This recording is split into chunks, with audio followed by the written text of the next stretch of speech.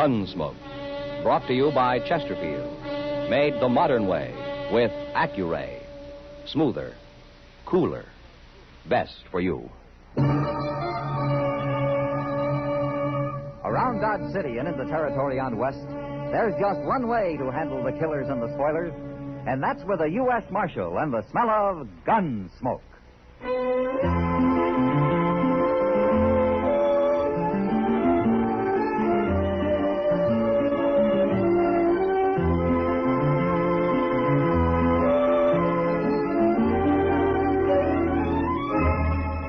Gunsmoke, starring William Conrad.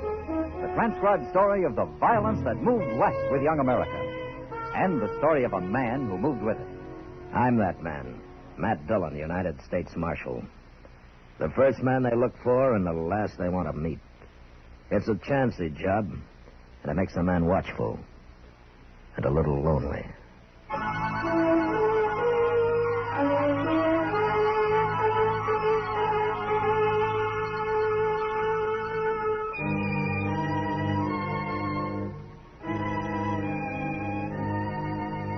Most people think of Dodge City here in the 1870s as a wild, lawless town, swamped with exciting women and strong, daring men.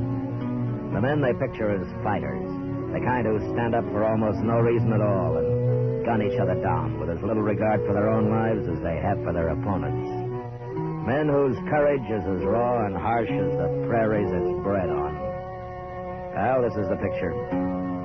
But it isn't quite complete. We got our share of cowards, too. Like the one whose work I ran into the night I found a note on my door. Said, come up to Doc Adams' office as fast as I could.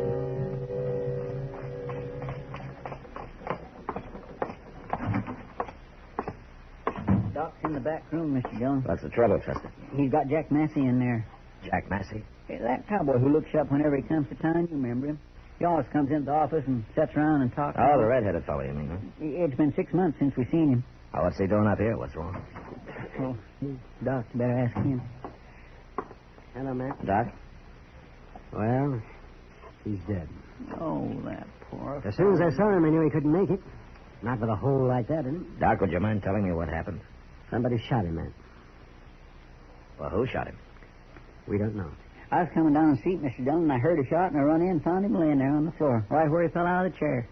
Out of what chair, Chester? Why, yours. Mine? Yes, sir, down in the office. He was waiting for you, I guess, and somebody sneaked in the back way and shot him. Well, why? He was shot in the back. So? Well, he was sitting in your chair, and we noticed he was wearing a hat, just like the one you wear. And also, he's about the same size as you. Somebody's out to kill you, Matt. To kill you the easy way.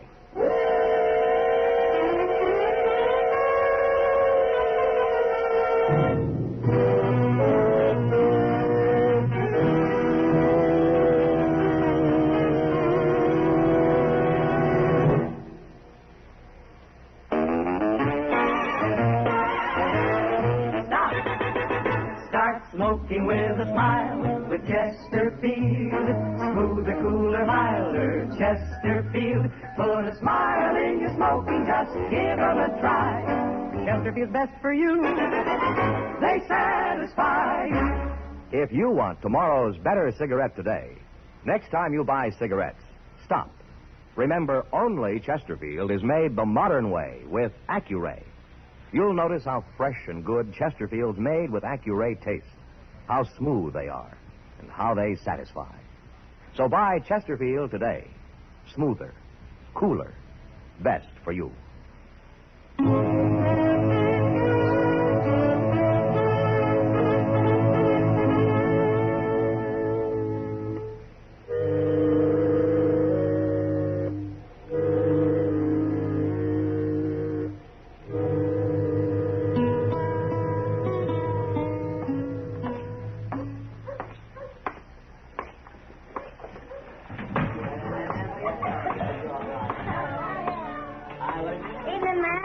Hello, Kitty. Sit down. Oh, thanks. What brings you into the Long Branch this time of night? Oh, just looking around, Kitty. Well, there are a lot of men at the bar over there. You think you can pick him out? What? The man who thought he shot you tonight? News travels fast, doesn't it? I heard somebody was after you 2 days ago. You did? I figured it would talk. Didn't anybody tell you about it? Well, I haven't been around much the last couple of days, Kitty, but even so, I guess it isn't the kind of talk people feel easy about passing on. That's for me, anyway. I guess not. You know who started it? He did. Who? Coming this way. What? Well, that's Ed Eby. What's he doing in Dodge? You ought to drop around more often, Matt. He's been banking faro here 3 or 4 days now. Does Sam hire him? Yeah. He's been doing fine, too. Eby always was a smart gambler. Hello, Marshal. Miss Kitty. Ed? Hello, Eby. You mind if I sit down? No, go ahead. Been meaning to come see you, Marshal. Oh, is that so? I heard about the shooting tonight. Seems most everybody has. I know something about it, Marshal. Would you like to hear? Tell me. Well, a couple of nights ago, I went out back to breathe a little fresh air. And I was standing out there in the dark around the corner in the alley. And I heard a couple of men come out. They couldn't see me, and I couldn't see them, but I heard one of them tell the other he was going to shoot Marshal Dillon. Shoot him any way he could. Uh-huh. You're a little late telling me, aren't you, Evie? I don't exactly owe you no favors, Marshal. Then why did you bother to tell me at all? Because I don't like killing. That's why I hate killing. I've told you everything I know, Marshal. I'll be going now. What's that all about, Matt? What's between you and Evie? Oh, I knew him out in Santa Fe one time, Kitty. He was bullying a man, and I showed him up to be a coward. A lot of people witnessed it, and Evie never forgave me. Well, then maybe his story's a lie. Maybe he's the one who did the shooting tonight. I don't think Ed Eby has the guts to shoot a man, even in the back. Well, who is it, then? Haven't you any idea? No. But there are a lot of men who'd like to see me dead. I know. I'd be willing to take my chances with anybody who'd face me. It's the man who shoots out of the dark I'm afraid of.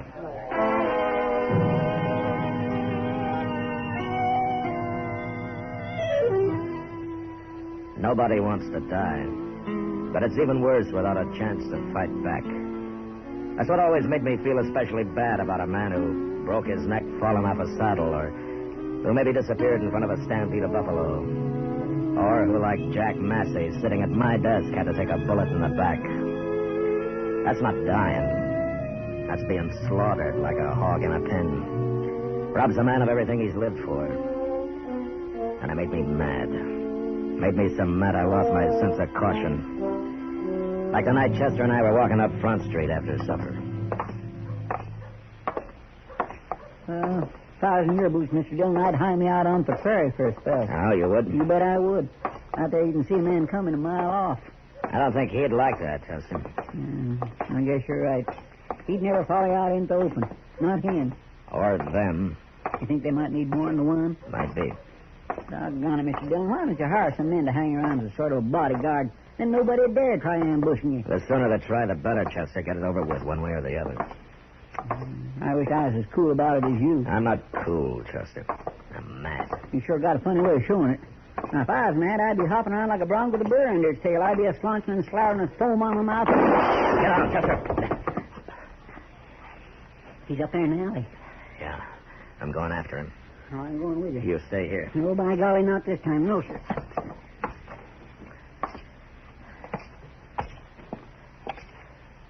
Start shooting, mister. Start shooting while you got a chance. I sure will. He's by that barrel, Mr. Dillon. He's leaning on it. Yeah, I see him. I'll shoot you. I'll shoot you good. Drop that gun.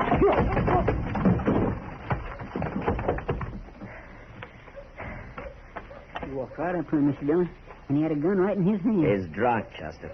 Did you knock him out? Well, I hit him hard enough. Let's get him up the dock so we'll sober him up and find out what this is all about.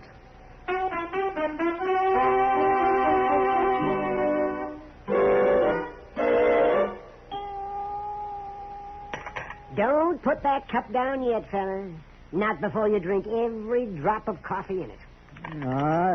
I'm drowning in coffee, Doc. I said drink it. Yeah, there. No more, Doc. I'm sober now. Yes, well. Matt, Yeah, Doc. we can talk straight now. It's about time. What's your name, mister? Nat Swan. But I didn't mean nothing, Marshal. I didn't know what I was doing. Honest, I didn't. And I'll tell you, you were trying to kill me. No. No, don't. Don't hit me. Don't hit me. You're a real coward, aren't you, Swan? Even to shoot me in the back, you had to take on a load of whiskey. I got nothing against you, Marshal. I come to town and heard all that talking and thought I could make a name for myself if I'd done the shooting. Ain't no more to it than that. Oh, listen, no more to it than that. Oh. Well, nothing personal is what I mean. I should have put strychnine in that coffee. What are you saying, Doc? Never mind, Doc. I believe you, Swan. Oh, you do? Well, it's true. Honest it is. Yeah, it's true, all right. And there are a lot of other drunken, brainless bums going to try it for the same reason. They've heard somebody's out to murder me, and they get to thinking, why shouldn't they do it and get the credit for themselves? Well, no, man, no, it's not that bad. It's already started, Doc. So there'll be others. Lots of them. As long as I last.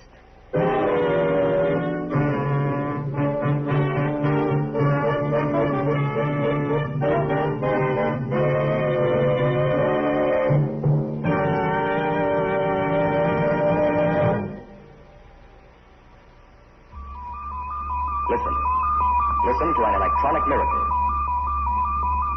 This electronic miracle, Accuray, means that everything from auto tires to apple pie, battleship steel to baby food, butter to cigarettes, can be made better and safer for you. Now meet Mr. Bert Choate, brilliant young president of Industrial Nucleonics. Oh, Bert, exactly what is Accuray?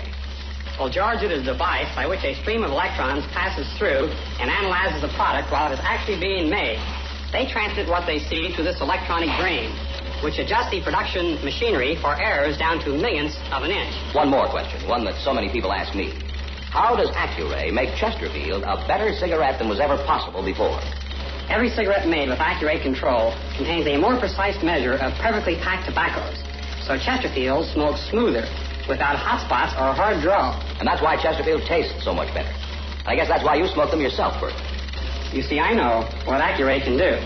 Well, there's your answer. If you want tomorrow's better cigarette today, next time, stop. Remember, only Chesterfield is made the modern way with Accuray.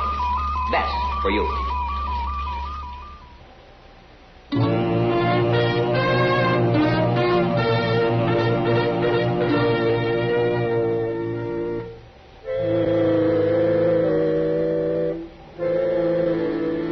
Chester and I rode Nat Swan down to the Arkansas. Told him to get his horse across and to keep going. I guess he thought I was about to shoot him the way he rode off, all hunkered up in the saddle, trying to look small. And I was pretty sure he'd never show up in Dodge again.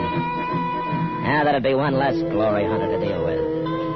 But the thought of how many were left waiting in the alleys, hiding in the shadows, well, it made me jumpy. But I didn't realize how bad off I was until we got back into town, rode into the stable. We put our horses into their stalls, and we're walking toward the door. This barn's plumb deserted tonight, Mr. Dillon. It's late, Chester. Everybody's either drunk or in bed by now. Well, there's somebody who ain't. Hey, what's he doing with that rifle? Here, duck into the stall, Chester. He's seen us. All right, drop that rifle, mister. Not likely. Drop it, I say. No. He's going to shoot. You got him. Hey, you stay back, Chester.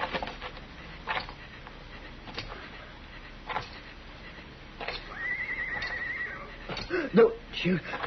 Don't shoot again. Pick up his rifle, Chester. I got it. Last you, mister. You put a bullet in my lung. Who are you? I've never seen him before. Why do you care who I am? You've got to kill me. That's what you done. Why were you after me? Somebody hire you? Tell me. You shoot a man down, and then you try to blame it on him. Maybe he wasn't after you. I ain't after nobody. I come for my horse, that's all.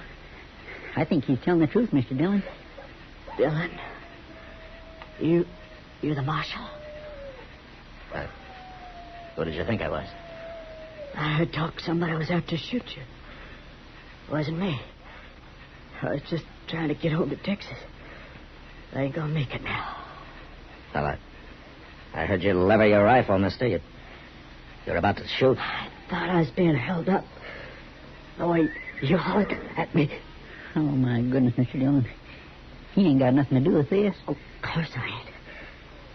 If I was you, Marshal, there's talk about somebody after me, I'd find out who's making the talk. I wouldn't go around shooting innocent people. Somebody's got you outsmarted. We'll get you up to Doc's, mister. He'll take good care of you. Don't bury me in a blanket, Marshal. Fix me a box, will you? Promise me you'll fix me a box. Yeah. Yeah, I promise. I can't swallow no more. I'm going to drown.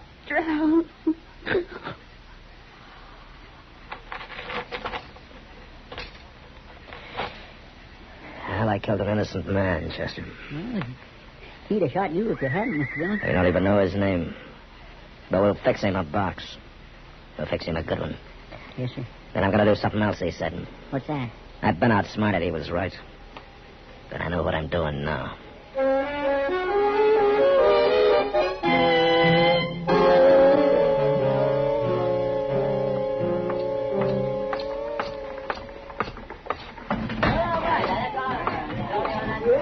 Hello, Matt. Hello, Kitty. You're looking for somebody. You bet I am. Trouble? Now the trouble's over. Or it soon will be. If there's going to be a fight, they don't need me in this saloon. I'll be mighty surprised if there is a fight, Kitty. Huh? Cowards don't carry guns. Ed Evie. I'll see you later. You time to split, gentlemen. You care to string along? Well, Marshal Dillon, you going to try your luck? My luck ran out about an hour ago, Evie. What? I shot and killed an innocent man. What are you talking about, Marshal? You were too cheap to hire somebody to get me, Evie, and too much of a coward to try. I don't like that. Your story about overhearing that talk out back. You spread it around, hoping it'd give some brainless fool the idea to try it himself. Now, that's a lie. 2 men tried it. Then they made me so jumpy I just killed a man I thought was going to try it again. Well, I feel pretty bad about that, Evie. I got nothing to do with it. You told me the story thinking it'd make you look innocent. Now, you outsmarted me, Evie. For a while. You can't prove any of this. I don't have to. Now, come on. You can't arrest me. No. Then I'm going to lock you up, and tomorrow I'm going to run you out of town. No. 2 innocent men have died because of your cowardice, Evie. I wish I could hang you for it. Don't you call me a coward. You're the worst coward I ever saw. Shut up. You stop saying it. You're doing just what you did out in Santa Fe. Come on, Evie. I'll show you I'm not a coward. You won't call me that anymore. Take your hand out of your pocket, Evie. I got a gun in here. I'll kill you myself. No, you won't. You're not going to draw that gun. Yes, I am. Not you, Evie. I'll do it. Not you, Evie. I'll kill you. Just keep talking, Evie. Keep talking. Why didn't you shoot him, Matt? You had a right to. I think he wanted me to, Kitty. What? I think he'd rather be dead than face everybody knowing what a coward he is. Well, he's got his punishment coming. For the rest of his life.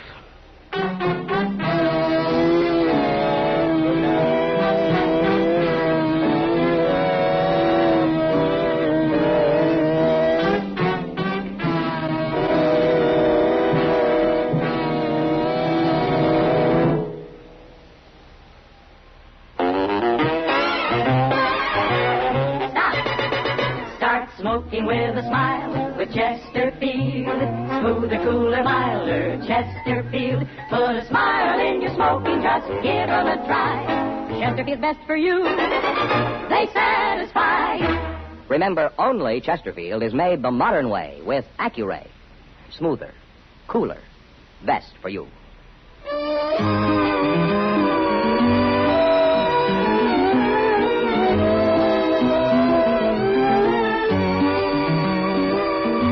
Gunsmoke, produced and directed by Norman MacDonnell, stars William Conrad as Matt Dillon, U.S. Marshal. Our story was specially written for Gunsmoke by John Meston, with music composed and conducted by Rex Corey. Sound patterns by Tom Hanley and Ray Kemper. Featured in the cast were Vic Perrin, John Daner, and Jack Edwards. Parley Baer is Chester, Howard McNear is Doc, and Georgia Ellis is Kitty.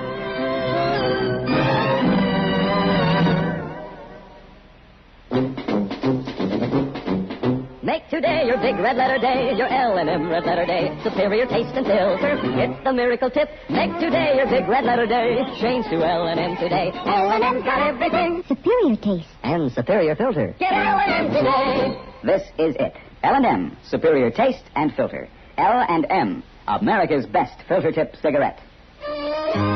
Be sure and listen to Gunsmoke again on radio next week at the same time. Transcribed for Chesterfield.